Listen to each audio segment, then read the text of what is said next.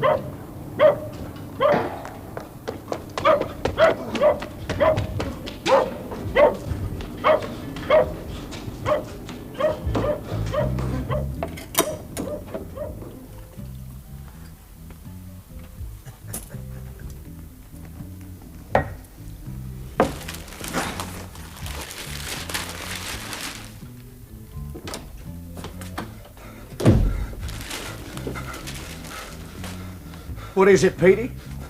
One of your bad turns, have you, Pete? Hey, why don't you sit down, Peter? You're all of a tremble. You seen Tosh? No, I haven't seen Tosha. Not lately. You, Basil? Not that I can recollect. Here, what have you just done, Peter? I just come! Peter, is that your banger parked out there? Seems totally surrounded by old Bill.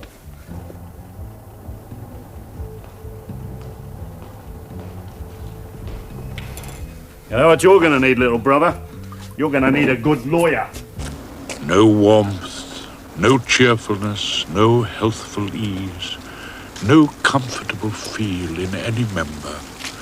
No shade, no shine, no butterflies, no bees, no fruit, no flowers, no leaves, no birds. November. There might be some sort of trivial little brief waiting for me in chambers. In November, an old man's fancy lightly turns to thoughts of indecent assault, bringing briefs at London sessions and before the Uxbridge justices. Oh God, oh Uxbridge justices. I started 40 years ago, defending a charge of unsolicited grope on the Northern Line. And that's what I'm back to now. In my end is my beginning.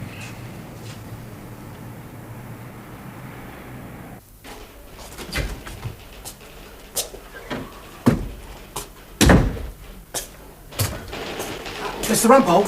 Stern daughter of the voice of God, O duty. Well, Henry, my learned clerk, what are my orders today? There's a con waiting for you, sir. Oh. In a new matter from Morris Nooks and Parsley. New matter? Yeah, the Bermondsey stabbing. Mr. Nooks says you'll have read about it in the papers. My heart leaps up when I behold a rainbow in the sky, or a murder in the offing.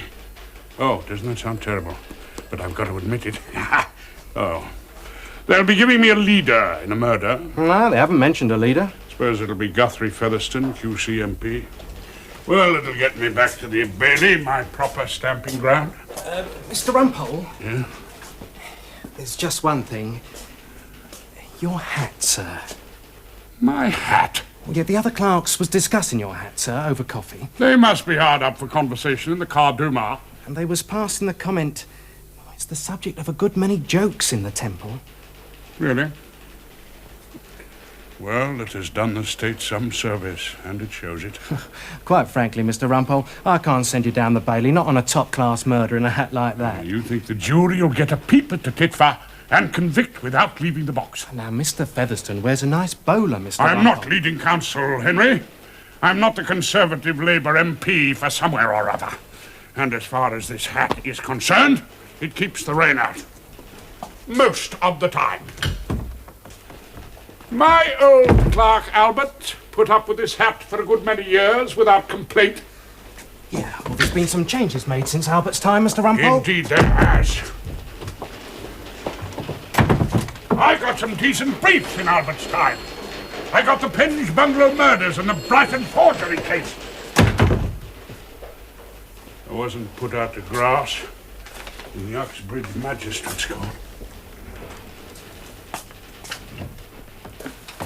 Oh, good morning. Good morning, Mr. Rumpole. Allow me to introduce myself. I'm Nooks. Mr. Nooks. And this is Miss Stebbings, article clerk. This How is do you Mr. do? Leslie Delgado, Mr. Basil Delgado, our client's brothers. How do you do? How do you... Well, please, sit down, sit down.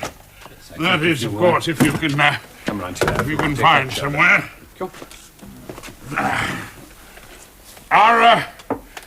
Our client, of course, is not with us. Hardly, Mr. Rumpole. Yeah. Mr. Peter Delgado has been moved to the prison hospital. He's never been a well boy, Mr. Rumpole. Oh. Our client's health has always been an anxiety to his brothers. Oh, really? Yes, I see. Well, then, let's have a look. Victim's name, Tosha McBride. Anything known about him? I believe he was a rent collector. Oh, that's a good start. I mean, the jury will be dead against murder, but if somebody has to go, it might as well be a rent collector. Yeah. Bloodstains on your brother's sleeve. I see. What's forensics say about that? Group consistent with 10% of the population. Including Mr. Tosha McBride's. Yes. And Exhibit 1, a sheath knife. Mr. McBride's blood on that? Yes. Of course. Oh, yes, I know. 10% of the population. The sheath knife found in your brother's old Daimler down beside the driving seat. Bloodstains on your brother's sleeve, blood-stained knife found in his car. I know it looks black for young Peter.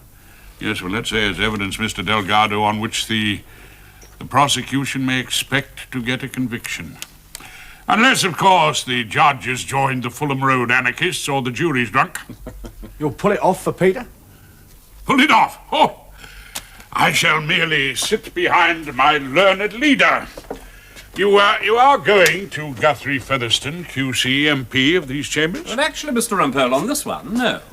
No. But you are getting a leader, aren't you, on a murder? Well, actually, Mr. Rumpole, my brother and I, we've heard of your wonderful reputation. Oh. Oh, thank you. Well, of course, I did do the Penge bungalow murders without a leader. Thank you. But, of course, that was 30 years ago. They let me loose on that. I've heard golden opinions about you, Mr. Rumpole. Golden opinions. Nobody mentioned the hat, then? Pardon? Mr. Delgado's brothers are perfectly satisfied, Mr. Rumpole, to leave this one entirely to you. Really?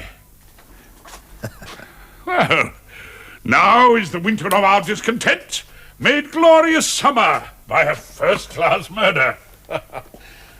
Oh. I'm sorry, gentlemen, that sounded callous. All these months in the Uxbridge Magistrates' Court have blunted my sensibilities.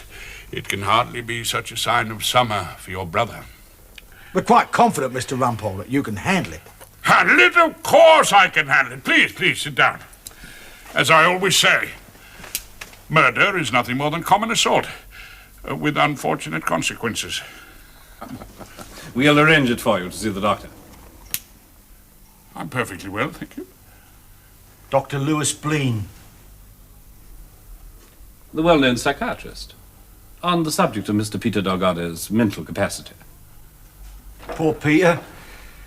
He's never been right, Mr. Rumpole. We've always had to look after him. You could call him Peter Pan, Mr. Rumpole. The little boy who never grew up. Remember me, do you? Dr. Bleen. Yes. Do you know the time, Petey?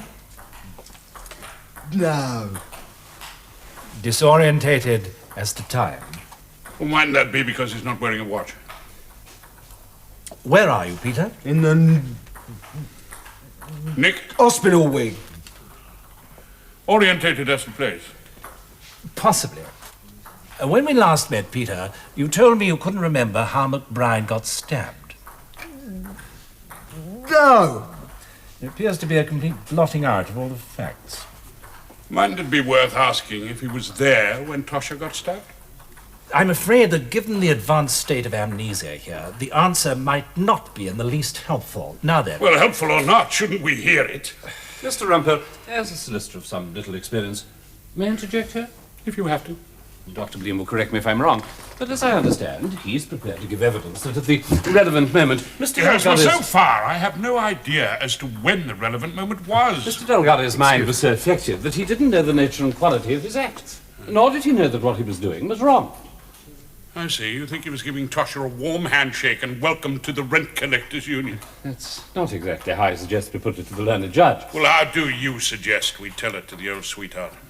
Guilty but insane, Mr. Rumpole. Oh, indeed. We rather anticipated your advice would be that. Guilty but insane in law. Have you anticipated what the prosecution might say? Peter has been examined by a Dr. Stotter from the Home Office. I don't think you'll find him unhelpful. Charles Stotter and I play squash together. We've had a word about this case. What rum things you do talk about on the squash court. It's always struck me as a good game to avoid. Well, you'll be wanting to get back to your television. Oh, just one question before you go. Did you stab Tosha McBride? I don't think the answer will be at all reliable. I dare say you may even think the question unreliable, Doctor, but I'm asking it just the same. Because if you did, we'll call the good shrink here and Dr. Stotter, fresh from his squash court, and they'll let you off lightly. You'll go to Broadmoor at Her Majesty's pleasure. No doubt Her Majesty will be thinking of you constantly. You get a lot more telly, you'll get some exciting basket weaving, and a handful of pills every night to keep you quiet. If you're very good, they might let you weed the doctor's garden or play cricket against the warder's second 11. But I can't offer you these delights until I know, did you stab Tosha? I think my patient's tired. He's not your patient at the moment. He is my client. Dr. Blean has joined us at great personal inconvenience. Then I wouldn't dream of detaining him a moment longer. Good day, gentlemen.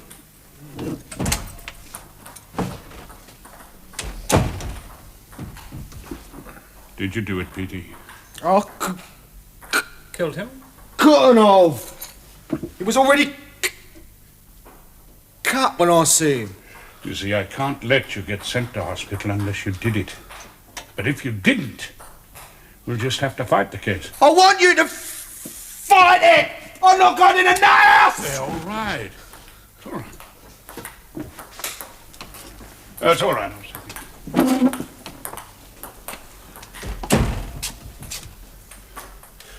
If we do fight it, Petey, we may very well lose.